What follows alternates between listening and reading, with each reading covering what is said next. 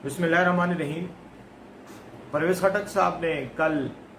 एक बयान दिया जिसमें उन्होंने तहरीक इंसाफ पर इल्ज़ामात लगाए और ये कहा कि 9 मई के वाक़यात तहरीक इंसाफ की क़यादत की जानिब से तहरीक इंसाफ के कारकुनों को फ़ौज से लड़ाने की साजिश थी और इस सब के पीछे तमाम हरकत के पीछे इमरान खान साहब का मंसूबा था और वो इससे बेखबर थे। मैं ये समझता हूँ कि परवेज़ खटक साहब ने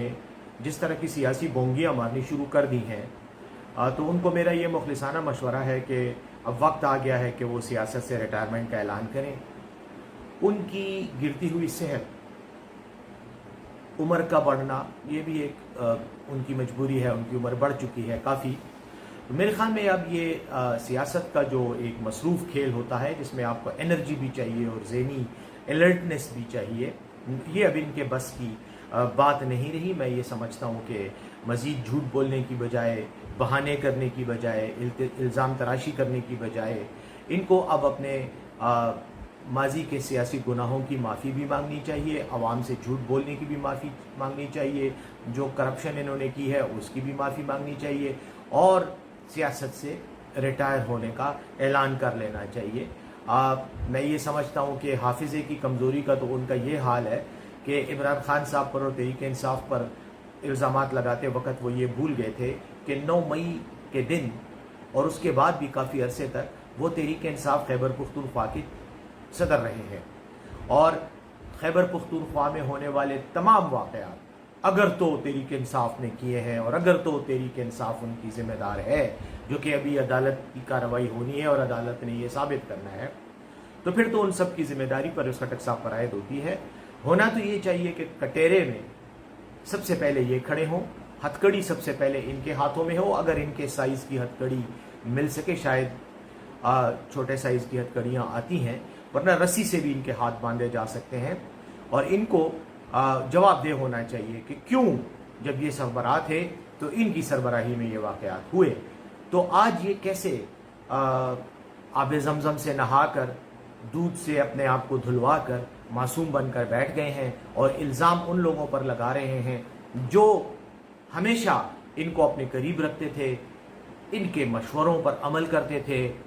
इनको इज्जत देकर खैबर पख्तूनख्वा का वज़ीर आला बनाया। 5 साल तक ये बिला शिरकत गैरे खैबर पख्तूनख्वा के वज़ीर आला रहे, बड़े फ़ायदे हासिल किए, बहुत सी मराहत हासिल की। वो हिसाब ये अल्लाह को देंगे, क्योंकि ज़ाहिर है पाकिस्तान की अदालतों से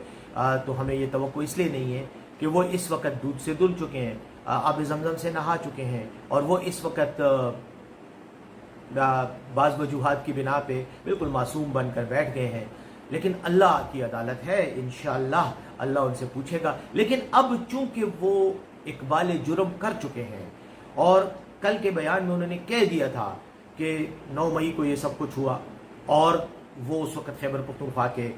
सदर थे पाकिस्तान तहरीक इंसाफ के, तो जिम्मेदारी तो उनकी उन पर आयद होती है और इस जुर्म में एआनत जुर्म और क़यादत जुर्म के ये ज़िम्मेदार हैं, इसलिए इनके खिलाफ कार्रवाई होनी चाहिए। अब मज़े की बात यह है कि बतौर वज़ीर आला मराहत हासिल करके 5 साल वज़ीर आला के दफ्तर के मज़े लूट कर, ओहदे के मज़े लूट कर, हलवे डिकार कर, आज इन्हें याद आया कि तहरीक इंसाफ इन सारी गलत वाक़यात की ज़िम्मेदार थी और अब इन्होंने तमाम मलबा तहरीक इंसाफ की उस क़यादत पर डालना शुरू कर दिया है जो आज जेलों में है, जो आज अपना जवाब नहीं दे सकते, जो अपने ऊपर लगाए गए इल्ज़ामात की वजाहत भी नहीं कर सकते। मैं परवेज़ खटक साहब को ये मशवरा दूंगा कि आपकी सियासत मर चुकी है। आप अपनी मरी हुई सियासत में इल्ज़ाम तराशी की बुनियाद पर झूठे और लग़्व और बेबुनियाद बातें करके आप अपनी मरी हुई सियासत में जान डालने की कोशिश ना करें। उसकी वजह यह है कि आपकी जो नाम नेहाद पार्टी है